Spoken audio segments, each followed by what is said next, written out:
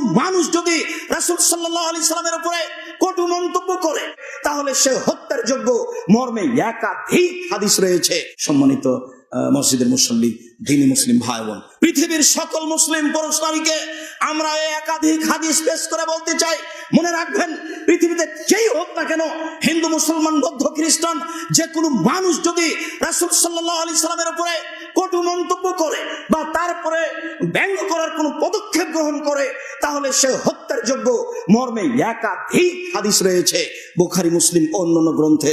অতএব পৃথিবীর সকল মুসলিমকে যেভাবে সম্ভব, অন্য বন্ধ করে হোক, বদদুয়া করে হোক, যেভাবে সম্ভব, আপনার বক্তব্য দিয়ে হোক, সমাবেশ করে হোক, যেভাবে সম্ভব তার বিরোধিতা করতে হবে। এটাই ঠিক। পৃথিবীর সকল মুসলিম সরকারকে এরকম সরকারের বিরুদ্ধে কটূক্তি করা, কটু মন্তব্য করা ব্যক্তির উপরে পদক্ষেপ নিতে হবে। এটা পৃথিবীর